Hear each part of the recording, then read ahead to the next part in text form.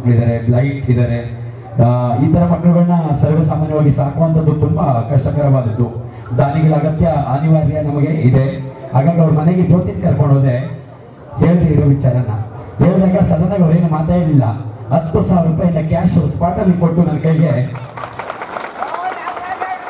ನಿಮಗೆ ಒಳ್ಳೇದಾಗಲಿ ಒಳಪ್ಪ ಅಂದರು. ಮತ್ತೆ ನಾನು ಅವ್ರ ಮನೆಯಿಂದ ನಮ್ಮ ಆಶ್ರಮ ಬರೋಷ್ಟರಲ್ಲಿ 1 ಲೋಡ್ ರೇಷನ್ ಐಟಮ್ಸ್ ಬಂದು ನಿಂತಿದ್ದ ಗಾಡಿ.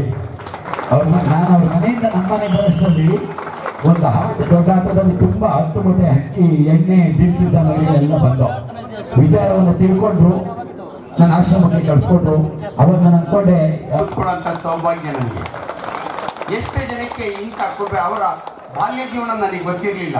35 ರೂಪಾಯಿ ಸಂಬಳದಿಂದ ಇವತ್ತು ಕೋಟ್ಯಾಧಿಪತಿ, ಇಂಥ ಕೋಟ್ಯಾಧಿಪತಿಗಳು ಕೊಡುಗೆ ದಾನಿಗಳಾಗೋದಲ್ಲ ಇದೆಯಲ್ಲ, ಅದು ಬಹಳ ಹೆಮ್ಮೆ ಅನಿಸುತ್ತೆ ಸಮಾಜದಲ್ಲಿ. ಅದಕ್ಕೆ ನಾನು ಇವತ್ತು ಕೃತಜ್ಞ. ಕಲೆಗೆ ಬೆಲೆ ಜಾಸ್ತಿ. ಎಷ್ಟು ಚೆನ್ನಾಗಿ ಬಂದು 2 ನಿಮಿಷದಲ್ಲೇ ಎಲ್ಲರನ್ನು ಮೋಡಿ ಮಾಡಿದಂಥ ಕಲಾವಿದರು, ಅವ್ರಿಗೂ ಕೂಡ ಒಂದು ನಮಸ್ಕಾರ ಹೇಳಿ. ಎಲ್ಲಕ್ಕಿಂತ ಹೆಚ್ಚಾಗಿ ನಾನು ಹೇಳ್ತೀನಿ ಡಾಕ್ಟರ್ ಮುನ್ರಾಜ್ ಅವರು. ಅಮ್ಮ, ಕನ್ನಡದಲ್ಲಿ ಹೇಳ್ತಾರೆ, ಮಗು ಅಳದಿದ್ರೆ ಅಮ್ಮನೂ ಹಾಲು ಕೊಡಲ್ವಂತೆ. ಮುನ್ರಾಜ್ ಅವರು ಇಂಥ ಮಕ್ಕಳನ್ನೆಲ್ಲ ಕಲೆ ಹಾಕ್ಕೊಂಡು ಅಳ್ತಾರೆ ಅಂದರೆ MTB ನಾಗರಾಜ್ ಅವರ ಮನೆಗೆ ಹೋಗಿ ನನ್ನ ಮಕ್ಕಳಿಗೋಸ್ಕರ ಕೊಡಿ ಅಂದರೆ ಅವರು ಇವರೊಬ್ಬರಿಗೆಲ್ಲ ಇಂಥ 30 ಸಂಸ್ಥೆಗಳಿಗೆ ದಾನ ಕೊಡ್ತಾರೆ ಅಂದರೆ ಸಮಾಜದಲ್ಲಿ ವ್ಯಕ್ತಿತ್ವ ಎಷ್ಟು ಮುಖ್ಯ ಅನ್ನೋದು ಭಾಳ ಇಷ್ಟ. ಮುನ್ರಾಜ್ ಅವರು ಸ್ವತಃ ತಾನೇ ಆ ಪರಿಸ್ಥಿತಿಯಲ್ಲಿದ್ದು ತನ್ನ ಒಬ್ಬನಿಗೆ ಅಲ್ಲ, ಅವ್ರ ಜೊತೆಯಲ್ಲಿರ್ತಕ್ಕಂಥ ಸಾಕಷ್ಟು ಮಕ್ಕಳು. ನನಗೆ ಗೊತ್ತಿದೆ, ಒಬ್ಬ ವೈದ್ಯನಾಗಿ ಒಂದು ಪ್ರಸ್ತುತಿಯಿಂದ ಇದು 8ನೇ ವರ್ಷದ ಒಂದು ವಿಶೇಷವಾದಂಥ ಒಂದು ಕಾರ್ಯಕ್ರಮ. ಇದರ ಅಧ್ಯಕ್ಷರು ಹಾಗೆ ಈ ಸಂಸ್ಥಾನದ ಸಂಸ್ಥಾಪಕರು ನಮ್ಮ ಮುನ್ರಾಜ್ ಅವರು ಸುಮಾರು 10-15 ವರ್ಷಗಳಿಂದ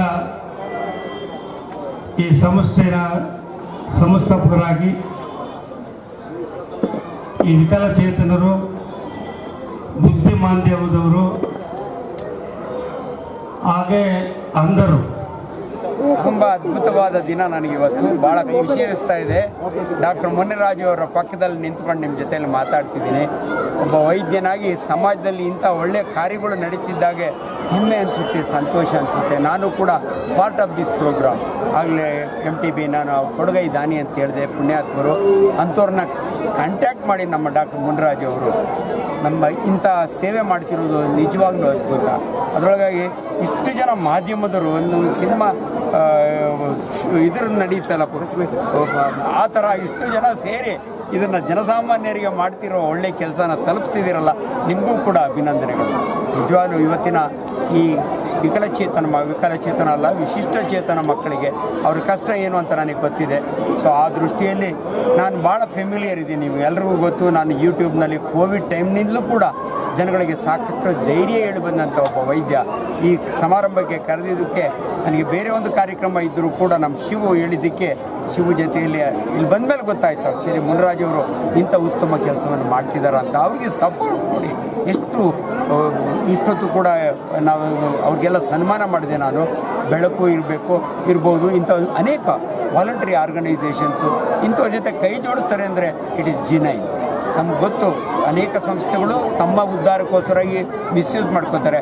ಆದರೆ ಇವರು ಮುನಿರಾಜು ಅವರ ಕೆಲಸನ ಎಲ್ಲರೂ ಶ್ಲಾಘನೀಯ, ಎಲ್ಲರೂ ಶ್ಲಾಘಿಸಿದ್ದಾರೆ. ನನಗೂ ಕೂಡ ಹೆಮ್ಮೆ ಅನಿಸುತ್ತದೆ. ಮುಂದಿನ ದಿನಗಳಲ್ಲಿ ಆರೋಗ್ಯದ ದೃಷ್ಟಿಯಲ್ಲಿ ಯಾವುದೇ ಮಕ್ಕಳಿಗೆ ಏನೇ ಇದ್ದರೂ ಕೂಡ ನನಗಿವತ್ತು 70 ವರ್ಷ, 45 ವರ್ಷ ಸೇವೆ ಮಾಡಿದ್ದೀನಿ. ದೇವರು ನನ್ನನ್ನು ಚೆನ್ನಾಗಿಟ್ಟಿದ್ದಾನೆ.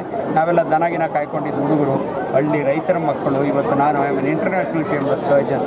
ನನ್ನ ಸೇವೆಯನ್ನು ತಾವೆಲ್ಲರೂ ಉಪಯೋಗಿಸ್ಕೊಳ್ಳಿ, ನಾನು ಅದಕ್ಕೆ ಸದಾ ಸಿದ್ಧ ಅಂತ ಹೇಳ್ಬಿಟ್ಟು ನನ್ನನ್ನು ಬೆಳಗ್ಗೆ ಈ ಅವಕಾಶ ಕೊಟ್ಟಿದ್ದಕ್ಕೆ ನಿಮ್ಮೆಲ್ಲರಿಗೂ ಅನಿಸಿ ನಾನು ಮಾತು ಮುಗಿಸ್ತೀನಿ. ನಮಸ್ಕಾರ. ಮೆಡಿಕಲ್ ಕ್ಯಾಂಪ್ ಮಾಡೋ ಯೋಜನೆ ಮಾಡಿಕೊಂಡು ಡೆಫಿನೆಟ್ಲಿ ನೀವು ಯಾವ ಬೇಕೋ ಇದು ಮಾಡಿ. ನಾನು ಕೆಂಪೇಗೌಡ ವೈದ್ಯಕೀಯ ಮಹಾವಿದ್ಯಾಲಯದ ಚೇರ್ಮನ್ ಇದ್ದೀನಿ. ಸಪ್ತಗಿರಿಯಲ್ಲಿ ಒಂದು ಟೀಮ್ ಇದೆ. ನಾನು ಮೊದಲು ಅಲ್ಲೇ ಪ್ರೊಫೆಸರ್ ಆಗಿದ್ದೆ. ನಿಮ್ಗೆ ಎಲ್ಲಿ ಏನಾದ್ರು ಕಾರ್ಯಕ್ರಮ ಬೇಕು? ಇವತ್ತು ಶ್ರೀ ಕಲಾಜ್ಯೋತಿ ವಿಶೇಷ ಮಕ್ಕಳ 8ನೇ ವರ್ಷದ ವಾರ್ಷಿಕೋತ್ಸವ ಹಾಗೂ ಕೃತಜ್ಞತಾ ಸಮಾರಂಭ ಕಾರ್ಯಕ್ರಮವನ್ನು ಆಯೋಜನೆ ಮಾಡಲಾಗಿತ್ತು. ಈ ಒಂದು ವಿಚಾರ ಪ್ರತಿ ವರ್ಷವೂ ಕೂಡ ಮಾಡ್ತಾ ಇದ್ದೀವಿ. ಯಾಕೆಂದರೆ ಎಲ್ಲರೂ ಕೂಡ ವ್ಯಕ್ತಿಯ ಹುಟ್ಟುಹಬ್ಬವನ್ನು ಆಚರಣೆ ಮಾಡ್ಕೊಳ್ತಾರೆ.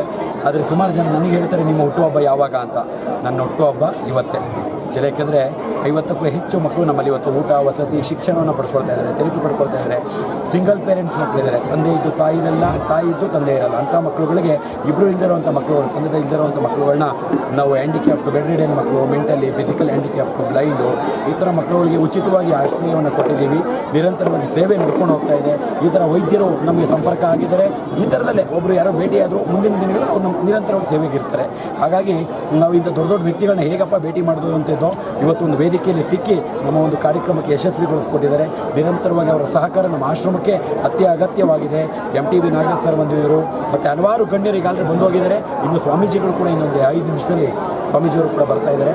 ನಾವು ಈ ಒಂದು ಕಾರ್ಯಕ್ರಮಕ್ಕೆ ಪ್ರತ್ಯಕ್ಷವಾಗಿ ಪ್ರಮಾಣವಾಗಿ ಸಹಕರಿಸುವಂಥ ಎಲ್ಲರಿಗೂ ಕೂಡ ಅಭಿನಂದನೆಗಳನ್ನ ತಿಳಿಸೋಕ್ಕೆ ಇಷ್ಟಪಡ್ತೀನಿ. ನಮಸ್ಕಾರ.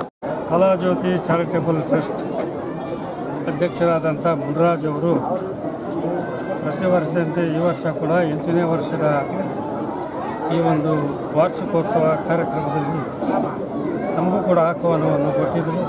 ಆಹ್ವಾನದ ಮೇರೆಗೆ ನಾನು ಕೂಡ ಈ ಕಾರ್ಯಕ್ರಮದಲ್ಲಿ ಭಾಗಿಯಾಗಿ ಈ ಕಾರ್ಯಕ್ರಮವನ್ನು ದೀಪ ಬೆಳಗಿಸುವ ಮೂಲಕ ಈ ಕಾರ್ಯಕ್ರಮಕ್ಕೆ ಚಾಲನೆಯನ್ನು ಕೊಟ್ಟು ಕೆಲವು ವಿಚಾರಗಳನ್ನು ನಾನು ಸಭೆಯಲ್ಲಿ ಕೂಡ ಸಾರ್ವಜನಿಕವಾಗಿ ಪ್ರಸ್ತಾಪವನ್ನು ಮಾಡಿದೆ. ಯಾಕೆಂದರೆ ಭಾಳ ಸಂತೋಷ.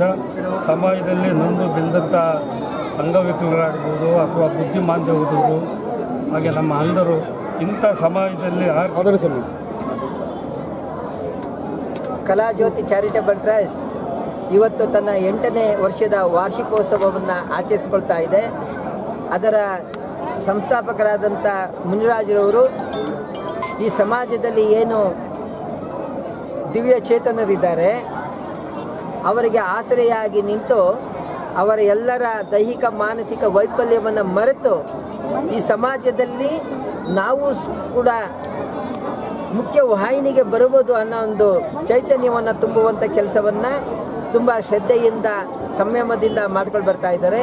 ಕಲಾಜ್ಯೋತಿ ಚಾರಿಟೇಬಲ್ ಟ್ರಸ್ಟ್ನ ಈ ಒಂದು ಸಂದರ್ಭದಲ್ಲಿ ಯಾರ್ಯಾರು ಈ ಒಂದು ಸಮಾಜಮುಖಿ ಕೆಲಸಕ್ಕೆ ಸಹಕಾರವನ್ನು ನೀಡ್ತಾ ಇದ್ದಾರೆ ಅವರೆಲ್ಲರಿಗೂ ಸಹ ಕೃತಜ್ಞತೆಯನ್ನು ಸಲ್ಲಿಸುವಂಥ ಒಂದು ಸಮಾರಂಭವನ್ನು ಸಹ ಹಮ್ಮಿಕೊಂಡಿದ್ದಾರೆ. ಕಲಾಜ್ಯೋತಿ ಅದು ಕೇವಲ ಕಲಾಜ್ಯೋತಿ ಅಂದರೆ ಬರೀ ಪ್ರದರ್ಶನಕ್ಕೆ ಅಲ್ಲ. ಈ ಒಂದು ಕಲಾಜ್ಯೋತಿ ಯಾರು ದುರ್ಬಲರಿದ್ದಾರೆ, ಯಾರು ದೀನರಿದ್ದಾರೆ, ಯಾರು ವಿಕಲಚೇತನರಿದ್ದಾರೆ ಅವರಲ್ಲಿ ಆತ್ಮಜ್ಯೋತಿಯನ್ನು ಹಚ್ಚಿ ಆ ಮೂಲಕ ಉದ್ದೀಪನಗೊಳಿಸುವಂಥ ಕೆಲಸವನ್ನು ನಿಜಕ್ಕೂ ಮಾಡ್ತಾ ಇದೆ ಅಂತೇಳಿ ಈ ಸಂದರ್ಭದಲ್ಲಿ ಈ ಒಂದು ಸಂಸ್ಥಾಪಕರಾದಂಥ ಮುನಿರಾಜರವರಿಗೆ ಭಗವಂತ ಮತ್ತಷ್ಟು ಶಕ್ತಿಯನ್ನು ಕೊಡಲಿ. ಯಾರು ಈ ಜಗತ್ತಿನಲ್ಲಿ ನಮಗೆ ಏನೂ ಇಲ್ಲ, ನಾವೆಲ್ಲರೂ ಸಹ ಭಗವಂತ ನಮ್ಮಲ್ಲಿ ಏನೋ ಕಿತ್ಕೊಂಡ್ಬಿಟ್ಟಿದ್ದಾನೆ ಅಂತ ಭಾವನೆ ಇರುತ್ತಲ್ಲ, ಅವರೆಲ್ಲರ ಭಾವನೆಯನ್ನು ಹುಸಿಗೊಳಿಸಿ ಅವರಲ್ಲಿ ಆತ್ಮಶಕ್ತಿಯನ್ನು, ಆತ್ಮ ಚೈತನ್ಯವನ್ನು ತುಂಬುವಂಥ ಕೆಲಸವನ್ನು ಈ ಕಲಾಜ್ಯೋತಿ ಟ್ರಸ್ಟ್ ಮಾಡಲಿ. ಆ ಶಕ್ತಿಯನ್ನು ಭಗವಂತ ಅವರಿಗೆ ಮುನಿರಾಜ್ ಗೌಡ್ರಿಗೆ ಕೊಡಲಿ ಅಂತೇಳಿ ಹಾರೈಸ್ತಾರೆ.